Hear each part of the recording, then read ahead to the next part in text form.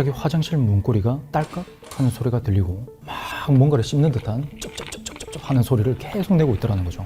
가까이서 보니까 여성 시신이었는데 죽을 때 마지막으로 보는 이 형상이 눈에 있다. 복숭아가 됐든 과일이 됐든 이런 거를 안고 가는 꿈이라든지.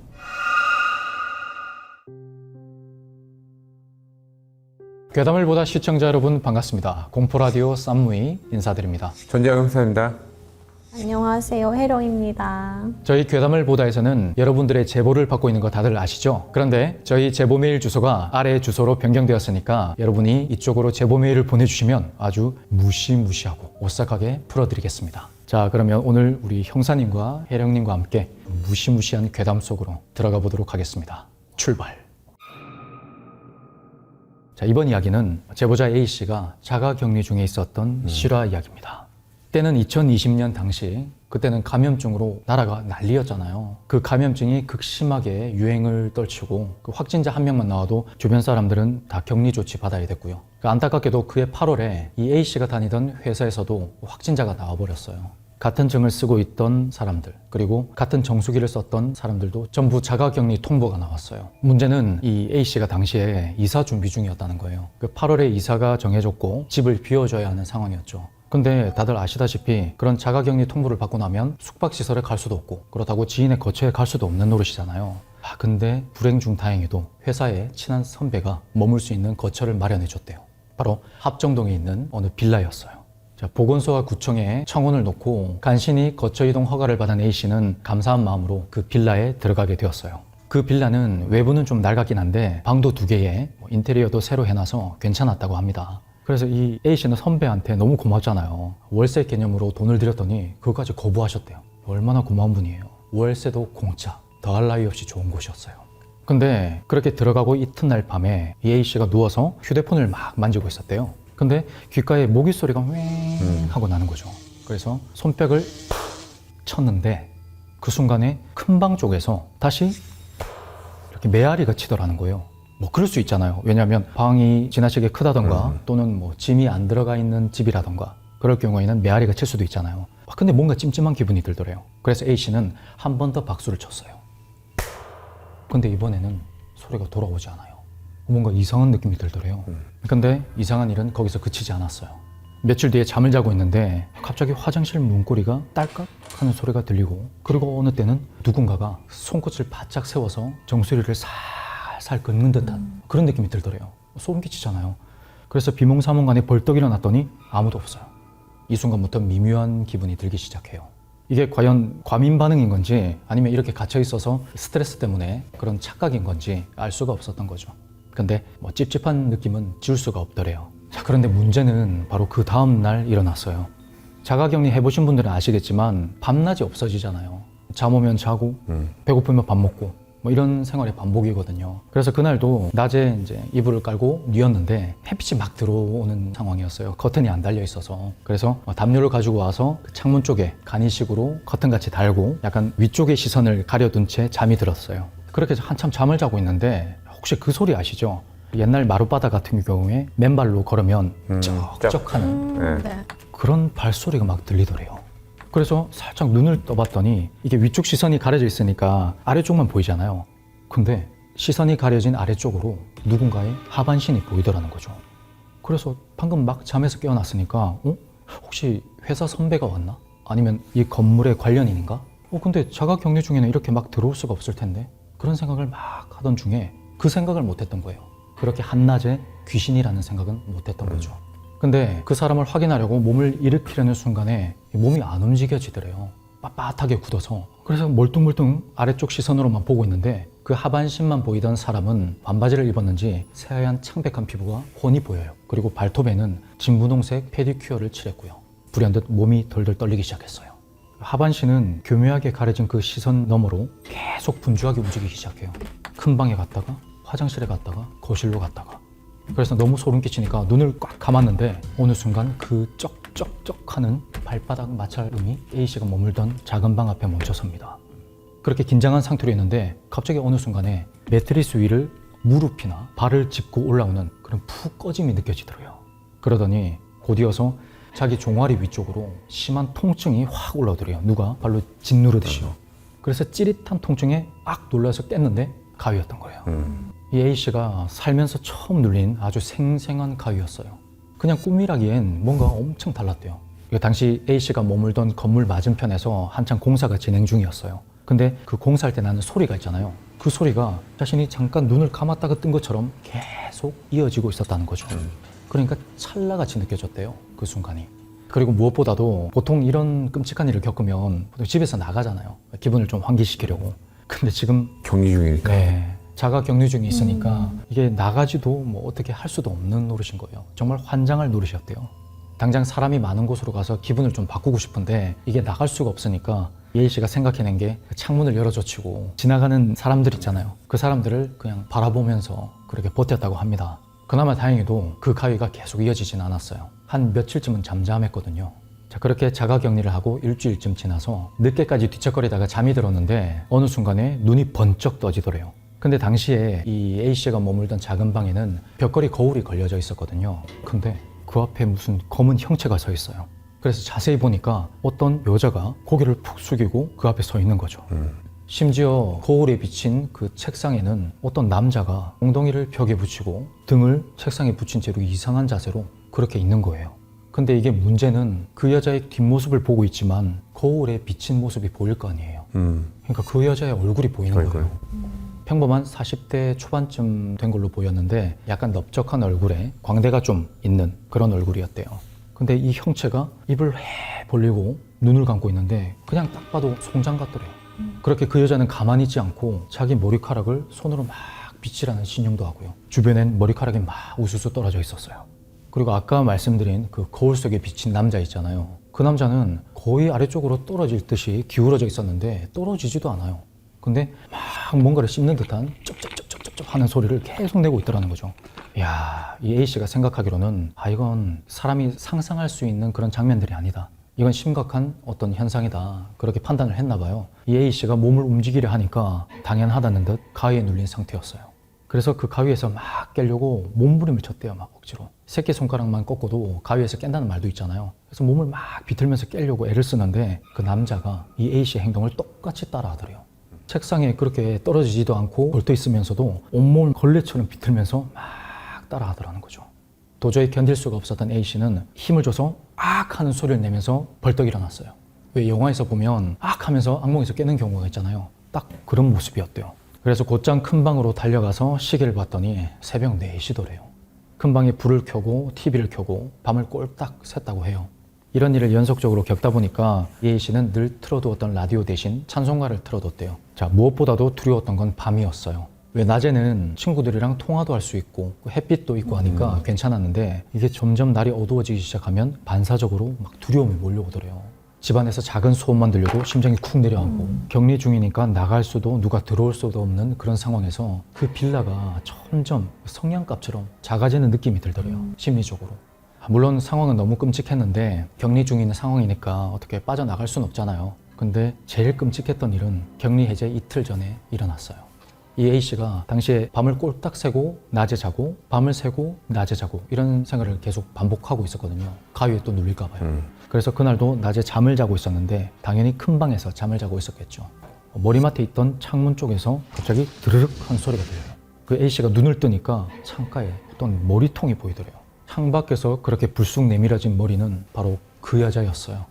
고목같이 그렇게 생긴 얼굴에 이번엔 전과 달리 입을 쉴 새 없이 움직이고 있는 거예요. 말하듯이.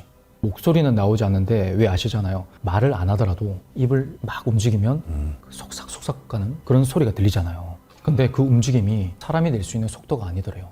마치 영상 배속을 올린 것처럼 막 빠르게 움직이더라는 거죠.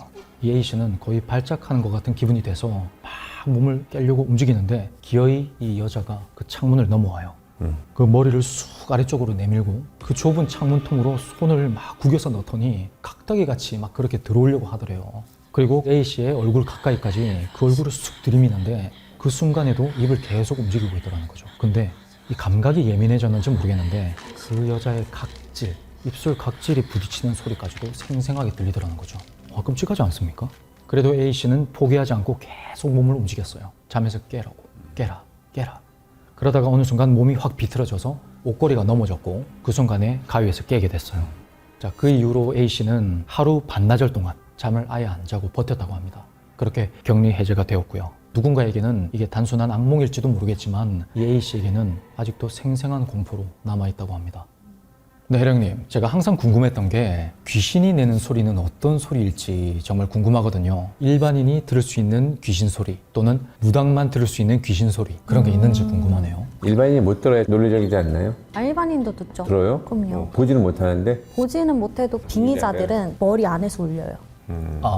귀 밖에서 우리가 듣는 이 소리가 아니라 머리 안에서 머리 울리는 안에. 소리거든요.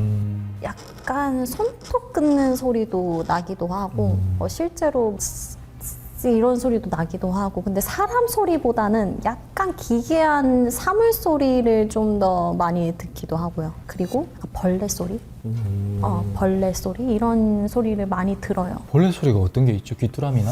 귀뚜라미 이런 거보다는 그 벌레가 내는 찍찍찍 뭐 약간 그런 소리들 있잖아요. 바퀴벌레가 내는 약간 사싹 하는 그런 소리. 그 발바닥 소리요? 네, 그런 소리. 약간 실질적으로 정말 이렇게 내기까지는 참 힘들어요. 귀신이라는 존재가. 왜냐하면 귀신은 에너지적인 존재이기 때문에 네. 이제 통신으로 대화하는 게 더 커요. 텔레파시라고 얘기를 해야 되나요? 주파수라는 네, 거지. 약간 그쵸. 주파수. 그게 머리에 입력되는 단어라고 해야 될까요? 머리의 소리? 네, 네. 그게 원래 일반적이고 소리를 듣는 거는 조금 더 단계가 좀 높은 귀신이라고 얘기할 수 있을 것 같아요. 그러한 귀신들을 접하기는 일반 분들이 참 쉽지는 않죠. 귀신도 돛닦기 때문에. 그러면 그 단계가 높다는 것은 악귀에 가까이 간다는 소린가요? 그렇죠. 귀신도 귀신을 잡아먹어요. 쉽게 얘기하면은. 식귀? 네, 그러니까 식기라기보다는 사람이 아니잖아요. 사람이 아니라 기운이기 때문에 그 기운을 응집시켜요. 안 좋은 기운들을 응집시키면서 좀 거대한 에너지체를 만드는 거죠. 그러니까 그런 거를 백기라고 얘기하는 거거든요. 백기는 100가지의 기운을 부릴 수 있기 때문에 백기인 거예요. 그 성구독 후퇴기. 그 백기. 그러면 공포 영화에서나 또는 방금 이야기에 등장했던 입술에 각질 부딪히는 예민한 소리 그런 소리들이 실제로 귀신 소리가 맞는 건지 궁금하네요. 귀신 소리는 맞는데 그거를 들으려면 어느 정도 나는 빙의를 지금 내 몸은 빙의의 현상을 겪고 있다라고 생각을 하셔야 돼요. 그러니까 일반인은 못 듣는 거네요. 네, 평범한 사람들은 못 들어요. 나 어느 정도 혈이 빙의로 뚫려 있고 가위를 눌렸다는 거는 그 사람의 몸 자체가 이미 그러한 현상을 많이 겪은 몸이고 귀신의 집이 있을 수 있는 몸이거든요. 그 정도 단계까지 돼야지 그런 소리를 들을 수 있어요. 다행히도 이 A씨는 제가 아직도 연락하는 분이거든요. 네, 이분은 아주 건강합니다. 건강하시고 잘생겼어요. 그래서 그때 당시에 감염증 때문에 몸이 허해져서 허해져서 여러 그럴 가지가 수 있겠네. 충분히 귀신이 침범할 수 있는 어떤 상태가 아니었을까 그때만. 그리고 그 집 자체가 이미 귀신의 놀이터인 거죠. 그래요. 그렇죠. 터가 안 좋고. 네, 터가 안 좋기 때문에 이 사람이 그 터에 들어갔을 때 안 좋은 상황을 겪은 거잖아요. 그러면 그 여자 귀신으로 표현된 그게 혹시 지방령일까요? 지방령인 경우가 제일 크고요. 이미 그 집은 놀이터야. 귀신들이 이제 막 감기고 여기도 불러오고 지방령이라 해가지고 한 곳에만 있을 수는 있지만 다른 곳에서도 묻어올 수 있는 거거든요. 그리고 그 집이 이미 놀이터면 다른 아이들도 같이 함께 하는 끌어당기는 거죠. 이 집은 이미 그러한 음지의 터니까 하나하나씩 불러들이면 그 공간은 이미 어떤 사람이 들어가도 빙의 현상을 겪을 수 있는 집이 될 수 있는 거죠. 이건 후일담인데 이 제보자분께서 이 집을 잠시 빌려줬던 선배 형에게 이 사건을 이야기를 안 했대요. 결국에는. 그 형은 잘 지내나 보죠, 그럼? 미안해서. 근데 이 제보자분께서 원래 나는 기운이 조금 열려있는 분일 수도 있어요.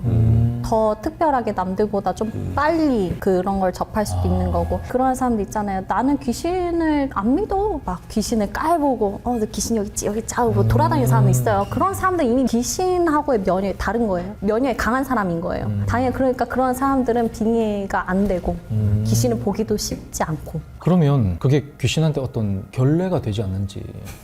귀신한테 결례요? 네. 뭔가 그럴 것 같은데. 아니 결례는 오히려- 될 수는 있는데 그러면 벌 받지 않나요? 근데 그런 사람들 귀신도 안 붙는데요. 안 붙어요. 그리고 실제로. 그러면 그 마음은 정말 두려운데 겉으로만 막 그렇게 센 척하면 어떻게 되나요? 그런 사람들은 잘 붙죠. 걸리겠죠. 네, 걸리겠죠. 걸리죠. '그 내면과 외면을 항상 건강하게 가꿔야 된다.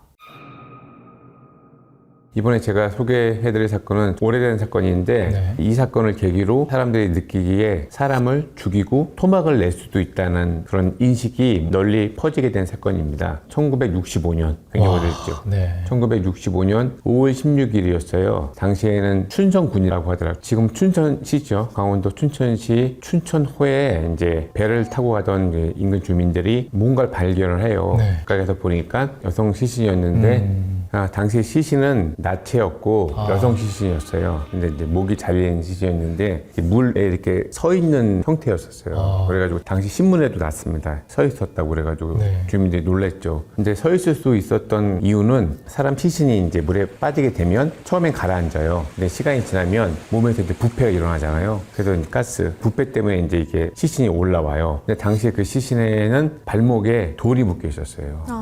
그러니까 이제 위에는 뜨고 밑에는 가라앉아가지고 이렇게 약간 서 있는 모습이 된 거죠. 그리고 보통 참고로 이제 말씀드리면 사람이 물에 빠져서 익사를 하게 되면 코하고 이제 입에 이제 거품 같은 게 나온다고 합니다. 네. 근데 이거는 이제 물이 갑자기 들어가면서 기관지 점막을 자극을 해서 그런 거품이 생기고 정말 시신이 익사체인지를 판단하는 기준은 장기에 플랑크톤이 있으면 익사체예요. 이제 물에 빠지게 되면 물이 이제 들어가잖아요. 물론 우리 식도로 들어가지만 기도로 들어가요. 그럼 기도로 들어가면 그게 폐로 가서 폐에 가면 이제 끝에 이제 폐포라고 있어요. 폐포가 혈류를 타고 이제 전달이 됩니다. 플랑크톤이. 그래서 장기에 이제 남게 돼요. 경찰에서 이게 익사체인지를 확인하는 거는 장기에 플랑크톤이 있는지 여부에 따라서. 물론 이제 시신 같은 경우에는 이미 얼굴이 이제 없는 상태였고 돌이 묶여 있는 상태이기 때문에 누군가 차례를 한 후 시신을 버린 거죠. 이제 강 호수에. 이 시신은 이제 머리도 없었지만 더 충격적인 거는 여성의 중요 부위가 한 손바닥만큼이 도려내졌었어요. 한 4.5cm 정도로 도려내졌었고 그리고 경찰에서 일단 머리를 찾아야 누군지를 알 수 있기 때문에 잠수부를 동원해서 이틀 후에 머리를 찾았습니다. 네. 머리는 옷에 이제 메어져 있었고 얼굴도 처참했어요. 귀하고 코가 이제 베어진 상태였습니다. 아주 끔찍하죠. 근데 당시에는 이제 지문 정보를 찾을 수 없었어요. 왜냐하면 주민등록제도가 이제 하게 된 계기가 1968년도에 무장공비가 청와대 습격한 사건이 있었잖아요. 네. 김신조 사건이라고. 그 사건 이후로 주민등록제도가 정비가 됐고 지문 정보도 이제 들어갔기 때문에 지금은 이제 지문을 찾을 수 있죠. 당시만 해도 주민등록제도가 없었기 때문에 찾을 수 있는 거는 이제 몸에 난 특징 그리고 또 옷 같은 거. 그래서 경찰들이 아주 오래 전이지만 찾을 수 있는 게 이 사람이 이렇게 시신으로 오랫동안 있었기 때문에 분명히 이제 무슨 가출인이나 실종 신고가 됐을 거다라고 판단해서 일일이 조사를 해보니까 이 시신은 32세 이강순이라는 여성분이었어요. 네. 그래서 이강순 씨를 조사를 해보니까 이분이 이제 아주 오래전이지만 남성 관계가 좀 복잡했어요. 일단 이혼도 한 번 했고 전 남편이 한 명 있는 거고 또 현 남편도 있지만 그 사람한테 약간 도망가는 상황이었어요. 그래서 지금은 동거하는 남자가 또 한 명 있고 그래서 경찰이 이제 이 사람에 대해서 조사를 하고 한 3명 정도 잡습니다. 네. 그땐 하도 오래된 일이었기 때문에 체포를 해요. 그냥 체포를 해서 조사를 해보니까 특별한 걸 발견할 수 없었어요. 일부 또 형사들은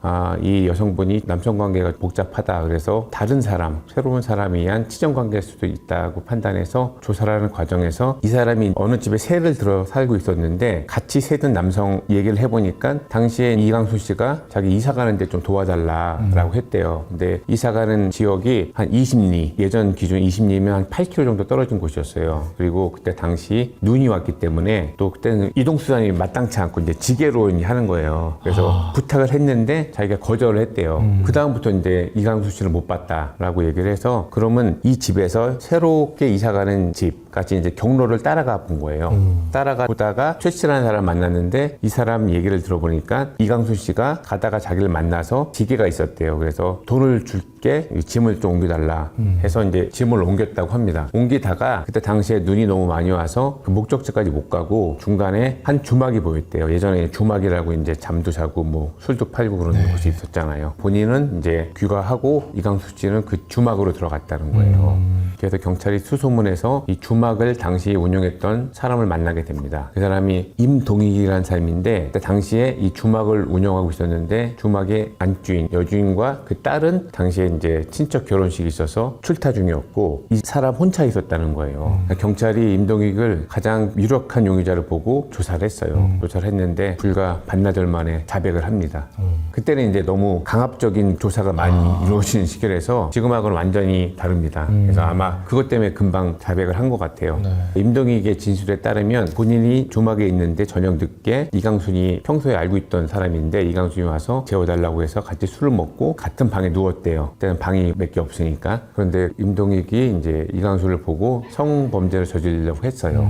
했는데 이강순이 깨서 자기를 뺨을 때리고 부엌에서 칼을 꺼내서 이제 죽인다고. 이 말은 이제 임동익의 진술입니다. 네. 죽인다고 해서 임동익이 이제 이불을 뒤집어 씌웠대요. 뒤집어 씌우고 칼을 뺐고 다른 곳에서 이제 내가 재워주겠다 하고 밖으로 데려 나갔다는 거예요. 데리고 나가면서 낫을 챙겼대요. 뒤에다가 혹시 몰라서. 죽일 의도가 있었죠. 한 300m 가다가 이강순이 잘못했다, 미안하다, 좀 분위기가 안 좋으니까 좀 살려달라 하니까 임동익이 거절하고 그냥 계속 갔어요. 그러니까 그 이강순이 소리를 치면서 도망을 갔대요. 그러니까 잡아가지고 목을 졸라서 죽이고 시신을 이제 처리를 하려고 귀하고 코를 베고 목도 절단을 하고 발에 돌을 묶어서 낫으로 호소의 얼음을 깨고 시신을 그 안에 집어넣었다고 하더라고요. 범행에 쓰이는 낫은 잡힐까봐 그때도 또 그런 것 같아요. 씻다가 도저히 안 되니까 씻고 불로 녹여서 고철을 또 팔아버립니다. 와. 그리고 이강순이 가지고 있던 옷이니 지민이 그것도 다 팔아버리고 나중에 다 회수를 했다고 합니다. 진술은 맞는 거죠. 그리고 임동익은 당연히 살인죄로 검거가 돼서 3년 후에 이제 사형이 집행이 됩니다. 근데 어떻게 임동익이 이렇게 잔인한 죄를 저지를 수 있을까 생각을 해보면 임동익이 일본군으로 전쟁을 참여를 합니다. 물론 징용이 됐겠죠. 태평양 전쟁에 참여를 하고 해방 후에는 지금 말하자면 이제 HID 같은 대북 공작 부대에서 근무를 하고 6.25 전쟁도 참전을 해요. 그래서 지금 임동익이 했던 그런 잔인한 행동을 보면 일본군들이 예전에 했던 사람 목 자르고 뭐 귀 자르고 코 자르고 그런 거가 똑같은 것 같습니다. 아마 그때 그런 걸 다 보고 배우고 했지 않을까라는 생각이 들고 아까 제가 말씀드린 건 다 임동익 진술이고 저희가 볼 때는 임동익은 성범죄를 저질렀다고 봅니다. 미수가 아니라 저질렀고 그걸 은폐하기 위해서 죽이고 사실 그 여성의 중요 부위를 도려냈다는 거는 성범죄를 저질렀다는 반증으로밖에 볼 수가 없거든요. 제가 볼 때는 분명히 범죄는 저질렀고 그거를 이제 증거인멸 또 무마시키기 위해서 그렇게 하지 않았나라는 생각이 듭니다. 이 사건이 한간에는 대한민국 최초의 토막살인 사건이라고 얘기를 하는데 사실 그 토막 사건은 그 전에도 있었습니다. 1963년에 손질룡이라는 사람이 친척인 부부를 살해를 하고 목을 잘라서 유기한 사건이 있었는데 지금 생각하면 좀 기가 막힌 게 시신을 손괴한 이유가 이해는 안 갑니다. 그때 어떤 믿음이 있었냐면 죽을 때 마지막으로 보는 이 형상이 눈에 있다라는 그런 믿음이 있었대요. 들어봤습니다. 예, 그래서 그것 때문에 자기가 혹시 잡힐까봐 목을 절단하고 그걸 다시 유기한 사건이 있었습니다. 너무 끔찍하죠. 전쟁을 겪었던 사람만이 저지를 수 있는 그런 잔인한 사건 같습니다. 아, 정말 잔인한 이야기네요. 최근에 본 것 중에 제일 잔인했던 것 같아요. 기가 막히죠. 이 사건은 처음 들어봅니다. 예, 너무 오래된 사건이라서 약간씩의 차이는 있더라고요. 제가 알기로는 그 당시에 일본군이 코와 귀를 베서 마치 전리품처럼 그렇게 들고 다녔다는 말이 있거든요. 아, 정말 끔찍한데 과연 그럴 의도가 있었던 건지. 제가 볼 때는 임동익은 이강순의 이제 신원을 파악하지 못하도록 했던 것 같아요. 머리를 자른 이유도 누군지 모르게. 그때 당시만 해도 지문도 없었고 얼굴을 보면 알 수 있잖아요. 근데 얼굴은 훼손한 거죠. 알아볼 수 없게. 아, 정말 끔찍합니다. 네, 사람이 아니에요, 사람. 귀, 코 잘랐다는 얘기 듣고 딱 그거 생각하고 있었거든요. 일본. 그쵸, 네, 일본. 이 사람이 전쟁 가서 일단은 2번의 전쟁 가서 살아남았잖아요. 엄청 잔인했대요. 귀무덤도 있지 않아요? 예전에 이제 임진왜란 때 조선인을 잘라오면 포상을 줬대요. 살아있는 상태에서도 자르고 그냥 가져가고 죽이진 않고. 자, 오늘은 무당에게 절대 꾸어서는 안 되는 흉몽 그리고 꿈에 대한 이야기를 질문하겠습니다. 네. 너무 좋아요. 자, 혜령님, 이 꿈은 정말 사악한 흉몽이다 하는 꿈이 있을까요? 혹시 그런 얘기 들어보셨어요? 이빨 빠지는 꿈, 윗니가 빠지면 윗사람이 안 좋고 아랫니가 빠지면 아랫사람이 안 좋다라는 네. 얘기를 들어보셨어요? 네. 그런 꿈이 실제로 존재해요. 그리고 실제로 일어나요. 이빨이 빠지는 꿈, 윗니가 빠지고 아랫니가 빠지는데 근데 이게 보니까 윗사람하고 아랫사람하고 상관이 없어요. 아, 네, 어느 위치에 빠지든 내 가족, 혈연 관계에 있는 사람들이 안 좋은 꿈이에요. 그래서 이러한 꿈을 꿨을 때는 다치거나 혹은 좀 갑작스럽게 사고가 있다거나 그럴 수 있는 꿈이라고 볼 수 있습니다. 저 어제도 볼 때는 꿈에서 이제 흔들리는 이가 빠지면 고민이 해결이 된다라는 것도 본 것 같은데. 얼핏 본 것 같기도 그렇죠. 해요. 얼핏 본 것 네. 같기도 하는데. 이런 것도 물어봐요. 만약에 꿈을 꿨을 때 자고 일어나서 기분이 어땠어요? 뭐 좋았어요? 나빴어요? 이런 것도 물어보거든요. 근데 그게 진짜 현실적으로 반영이 돼요. 느낌이 제일 중요하군요. 맞아요. 그때 직감, 그것도 우리 직감이라고 직성이라고 하잖아요. 기분이 나쁘진 않았어요. 뭐 개운했어요. 이러면 좋은 꿈인데 만약에 기분이 좀 찝찝한데요, 좀 안 좋았어요라고 하면은 그거는 분명히 흉사로 들어와요. 우리가 흔히 뱀 꿈을 꾸면은 막 안 좋다는 얘기가 있어요. 근데 사실 그렇진 않거든요. 좋은 꿈 아닌가요? 좋다고 들었는데. 뱀이 어떻게 들어오냐에 네. 따라 달라요. 만약에 독사나 색깔이 막 휘황찬란하고 막 이런 뱀들 있잖아요. 네. 근데 그런 게 막 뒤엉켜져 있고 사람을 뭐 해코지 한다거나 혹은 그냥 알록달록한 뱀들이 너무 많이 있어도 그건 정말 흉몽이에요. 왜냐면 구설을 탈 수 있다는 거를 예시하는 거거든요. 네네. 근데 뱀 중에 하얀색 뱀, 흰 구렁이. 흰 구렁이, 흰색은 약줄이에요. 약줄. 칠성으로 들어오는 거거든요. 뭐죠 그게? 약줄이라고 하면 진짜 말 그대로 약이에요. 우리가 약. 신령님들을 모실 때 약줄, 예를 들어 약사 할아버지가 있다 이렇게 네네. 얘기를 하잖아요. 그 약사 할아버지를 상징하는 게 흰색 뱀이거든요. 그래서 그게 들어오면 우리 집안에 누군가가 아픈데 나아질 일이 있다. 제가 작년에 흰색 구렁이 꿈을 꿨는데 그 좋은 일이 괴담을 보다 하게 된 것 같습니다. 그 이후로. 그 이후로요? 네, 이후로. 형사님, 칠성이니까. 그것도 있지만 예. 저희들이 만난 겁니다. 예. 그리고 신기하다. 뱀이 구렁이 있잖아요. 정말 막 두껍고 색깔이 네. 구렁이 색 있잖아요. 네네. 그런 게 이제 또아리를 틀고 있어요. 어. 그러면은 그거는 업이에요. 어, 업이라고 하면 쉽게 얘기해서 복이거든요. 우리가 이제 업대감이라고 하는데 구렁이도 업대감이 될 수 있고 족제비, 개, 돼지, 소 다 업대감이 될 수 있어요. 꿈에서 그렇게 좋게 들어왔을 때는 쉽게 얘기해서 기운으로 복권이 당첨됐다. 이렇게 생각하시면 돼요. 이야. 사람 막 다치고 피나고 그런 꿈은 좋은 꿈이라고 얼핏 들은 것 같은데. 좋은 꿈이에요. 만약에 피를 봤어요. 피를 보면 오히려 좋아요. 그래요? 네, 근데 피를 보지 않고 그냥 막 열심히 찔리기만 당하고 막 그러면은 사실은 그거는 좋은 꿈은 아니다. 다치는 수준이 있을 수 있다. 대신에 피가 난다고 하는 거는 뭔가 묵혀왔던 것들을 해소할 수 있는 그런 꿈이라고 볼 수 있어요. 형사님 안 그러실 것 같았는데 꿈에 대해서 되게 저는 이제 꿈에서 몇 번 그런 약간 예지몽 같은 걸 몇 번 꾼 다음에 꿈에 굉장히 민감해요. 예전에도 이제 대통령 보면 좋다고 했는데 그때 당시에 대통령을 꿈에 나왔어요. 네네. 근데 이제 그때 제가 뭔가 중요한 시기 있었는데 끝에 보니까 그 대통령이 보니까 허수아비였던 거예요. 그래서 그게 안 됐어요. 이게 난 예지몽이 있구나 이야. 생각을 했죠. 자, 그러면 인터폴 신당 추진되는 건가요? 영어로 합니다. 나랏밥을 먹고 계시는 분들 이제 막 진짜 대통령이나 네네. 그러한 분들이나 연예인들 연예인 꿈을 꾸면 좋아요. 좋다고 하더라고요. 맞아요. 명예 아니면 갑자기 막 돈이 들어올 수 있거나 그런 꿈이라고 볼 수 있습니다. 좋네요. 대통령 그걸 많이 봐야겠네요, 평소에. 많이 보세요. 돼지 꿈을 꾸면 좋다고 해서 맨날 돼지 이렇게 사진 보고 있는 사람도 있잖아요. 그런 얘기도 있더라고요. 집이 불에 타면 길몽이고 자신이나 또는 다른 사람이 불에 타면 흉몽이다. 그게 맞나요? 근데 어느 정도 일리가 있습니다. 네, 그리고 집이 타는 거는 정말 대박꿈. 그래요? 활활 다 타야 돼요. 연소 될 때까지 다 타야 돼요. 근데 대신에 막 중간에 비가 내리고 내가 끌라고 하고 그런 경우가 있잖아요. 네, 불이 났어 인지를 해가지고 막 불을 끄는 갑자기 그렇게 넘어갈 수도 있단 말이에요. 그거는 뭔가 될 일이 조금 미흡하게 안 된다. 차라리 불 나는 꿈을 꿨으면 그 완전 활활 타고 그래야지. 새롭게 시작한다는 네, 의미인가요? 맞아요. 그리고 그런 꿈도 있어요. 부모님이 돌아가시지 않았는데 장례식이 이미 차려져 있고 만약에 어머니나 아버지의 영정사진이 있는 상태에서 막 곡을 하고 있는 꿈을 꾸는 거예요. 그거는 당장 돌아가시는 건 아니더라도 안 좋은 지금 흉사가 있을 수 있다. 집안에 흉사가 있을 수 있다라는 거는 예지가 되는 꿈이거든요. 네. 그런 꿈들을 꿨을 때는 좀 주의하시는 편이 좋고 그리고 꿈은 뭐 신꿈도 많이 꿀 수 있잖아요. 신 받아야 되는 분들이 꾸는 꿈도 있을 수 있고 근데 보통 기본적으로 방울부채 드는 꿈을 그렇게 많이 꿔요. 혹은 백호 하얀 호랑이. 네, 하얀 호랑이들이 막 찾아와서 뭐 이렇게 한다든지 그러한 꿈들은 조금 신꿈하고 가까울 수 있다. 와. 그렇게도 얘기를 해드릴 수 있고 또 우리가 까마귀가 안 좋다라고 얘기하잖아요. 네. 흉조라고 얘기를 하더라고요. 근데 사실은 길조거든요. 까마귀는 전령사예요. 신의 사자예요. 신의 어떠한 심부름을 할 수 있는 전령사이기 때문에 안 좋은 거나 좋은 거나 먼저 와서 알려줘요. 그래서 무덤가에 뭐 까마귀가 많다라고 그래서 흉조라고 얘기를 하는데 오히려 그거는 집안에 이러한 일들이 있을 거야 라는 걸 미리 알려주는 거거든요. 그 대비를 해라. 메신저네요. 네, 맞아요. 그래서 까마귀에 대한 오해가 조금은 사라졌으면 좋겠어요. 까마귀는 길조다. 실제로도 되게 똑똑하고 표조라고 하더라고요. 예, 영리하다고 그러더라고요. 네. 조금 전에 그 영정사진 막 그런 꿈을 꾸면 조심해야 된다 하셨는데 그게 조심할 수가 있는 건가요? 닥칠 일은 닥쳐요. 닥쳐야 하는 일들은 어쩔 수 없이 내가 대비를 한다고 해도 그걸 어떤 걸 대비를 해야 될지 모르게 닥친단 말이에요. 그렇기 때문에 그런 거죠. 마음의 준비는 어느 정도 하고는 있어라 라는 그런 시간을 주시는 것 같아요.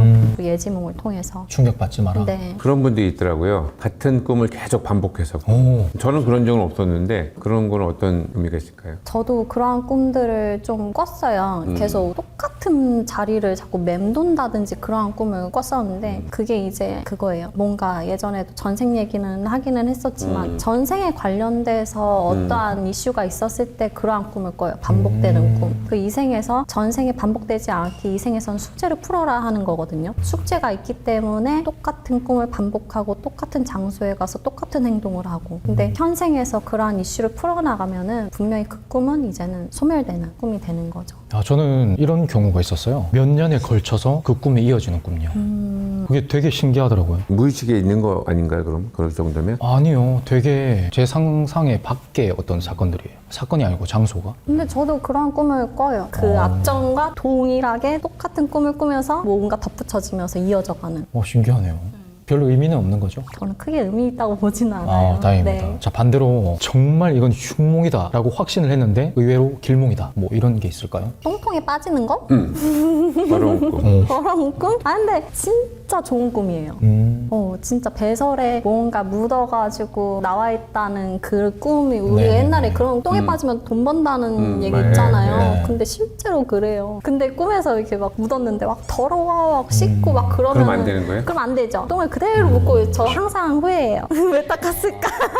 근데 요즘 20대 분들이나 10대 분들은 그 똥통이란 개념을 모를 거거든요. 그럼 어떻게 빠지나요? 최근에 저 네. 그런 꿈을 꿨어요. 변기에 앉아 있는데 분수처럼 막 터지는 거예요.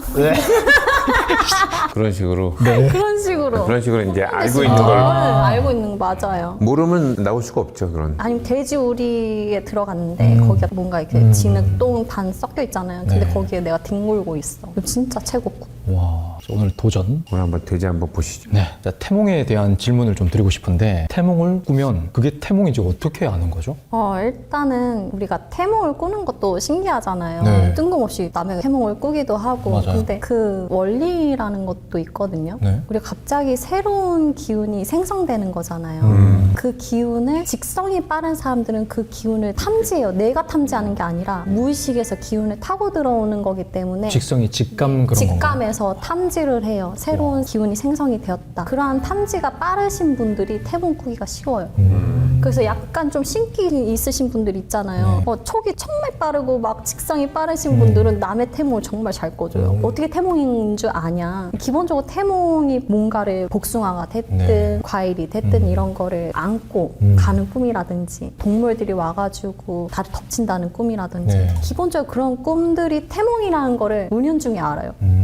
우리가 보통 그런 꿈은 잘 꾸진 않거든요. 막 과일을 막 이렇게 들고 가고 보통은 그러한 꿈을 꿨을 때 일반적 평균적으로 태몽인 거를 인지를 한다라는 거예요. 저는 다르게 생각도 해봤는데 어떤 열매나 과일 같은 경우에는 결과물, 결실, 과실 뭐 이런 의미잖아요. 그래서 사랑의 결과물이다. 그렇게 해석이 될 수도 있죠. 해석하기 나름이니까. 태몽이 없는 사람도 있나요? 없는 사람도 덜어 있어요. 굳이 막 정말 신경 쓰지 않고 넘어가시는 분들도 굉장히 많고 그래서 너 꿈이 뭐야 라고 했을 때 난 태몽 잘 모르겠는데 하시는 분들은 그냥 어머니가 그냥 넘기시는 것도 있고 굳이 태몽이 아니더라도 기운으로 이미 들어온 거기 때문에 그거를 꼭 꿈으로 받을 필요는 없는 거거든요. 태몽을 꿨다 안 꿨다는 그렇게 막 중요하진 않을 것 같아요. 재밌네요. 예. 근데 어떤 분이 꿈을 꿨어요. 근데 분명히 이건 남자아이의 태몽인데 여자아이가 태어났단 말이에요.